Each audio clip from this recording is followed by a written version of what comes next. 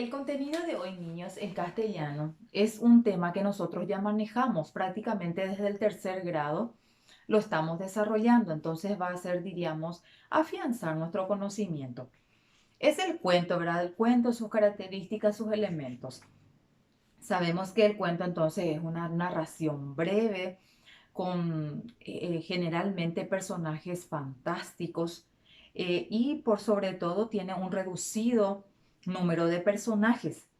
En este caso, sus elementos son, por ejemplo, los personajes, las acciones, espacio y tiempo, y hay un narrador, alguien que está contando, ¿sí?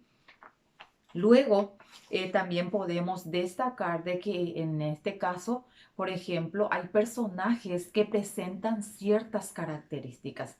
No están de forma explícita, pero sí podemos deducir de que en realidad, por ejemplo, presenta conductas que reflejan la paciencia, la tolerancia, etcétera, ¿verdad? Bien, luego tenemos estructura del cuento. En la estructura del cuento sabemos que debe constar un inicio, introducción, como quieran llamarlo, un nudo que vendría a ser, diríamos, el problema que ocurre en esa narración y el desenlace, ¿verdad? La parte final. En la página 128 dice, ¿en qué lugares se desarrolla el cuento leído? Copia dos frases del texto que te permiten conocer los espacios donde se ambienta el cuento.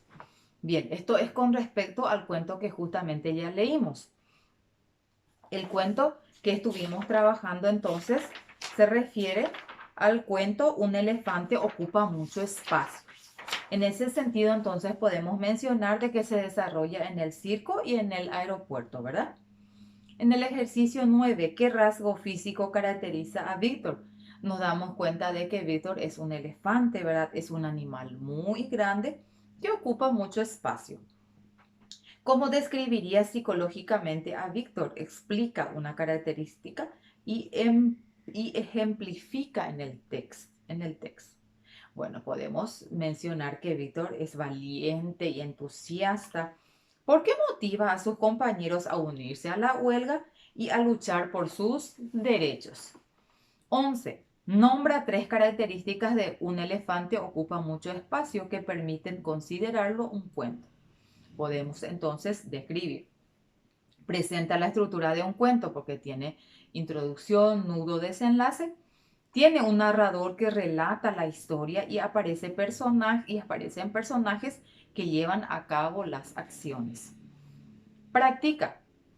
Lee y después di las tres características del cuento que se encuentran en este texto, que dice lo siguiente. Los calcetines. La criada, siempre que arregla el cuarto de su patrón, arroja los calcetines de la cama, bien al fondo, contra la pared. Su patrón, un señor muy gordo, no lo soporta más y un día quiere echar a la muchacha. De este modo se entera de que fue el médico quien, por razones de salud, le ordenó a ella que tirase lo más lejos posible los calcetines. Así él hacía ejercicio. 13. ¿Qué cualidades corresponden al patrón? Subraya las opciones que consideres correctas.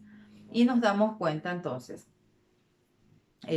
como no menciona específicamente cualidades físicas, psicológicas, entonces subrayamos dos, el gordo y enojón, ¿verdad?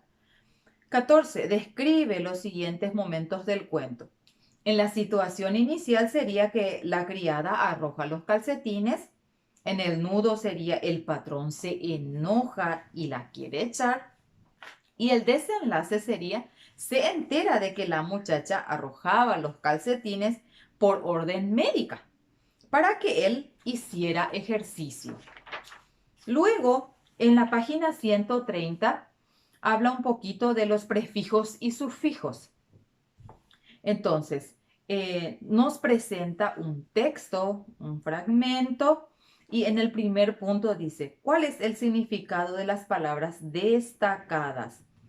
Y nos damos cuenta, osito se refiere a un oso pequeño, infinidad a muchas, ¿verdad? Amenazadoramente con intención o actitud de amenaza. Bien, ¿qué hiciste para encontrar la respuesta? Entonces, nos damos cuenta de que estas palabras tienen sus raíces y tienen los afijos. ¿Qué son afijos? Son aquella parte de la palabra que justamente es la base de la misma y entonces se utiliza para formar palabras derivadas. En este caso, los prefijos y los sufijos. Dice, en el ejercicio de la página 131, ¿qué significan las palabras destacadas en el fragmento? Nosotros tenemos allí también un fragmento. Es importante que siempre lean antes, ¿sí? ¿Qué significan las palabras destacadas en el fragmento? Responde utilizando la estrategia que aprendiste. Incesante, sabemos que no cesa, no para, significa. Irrespirable, que no se puede respirar. Entonces, en esta parte lo que menciona es que las palabras están conformadas por prefijos y sufijos. ¿Por qué razón? Para, diríamos, derivar de una palabra que es la raíz, entonces otras palabras, se pueden derivar otras palabras. En este caso, por ejemplo, osito. Entonces, ito sería el sufijo. ¿Sí? Entonces, eso, la palabra raíz sería oso. Y al agregarle ito, entonces ese sufijo ito me indica ya que es un oso pequeño, ¿verdad? Y prefijos son las palabras que están antes de la palabra raíz. En este caso, infinidad. In sería mi prefijo. Entonces, eso me indica de que se refiere a muchas, ¿sí? Infinidad, muchas. Bien, entonces, en eso se basa, diríamos, esta partecita del contenido, ¿sí? Entonces, cortito nuestro contenido porque prácticamente ya son repasos de grados anteriores. Bien, nos vemos en la siguiente clase, niños. Que tengan un lindo día.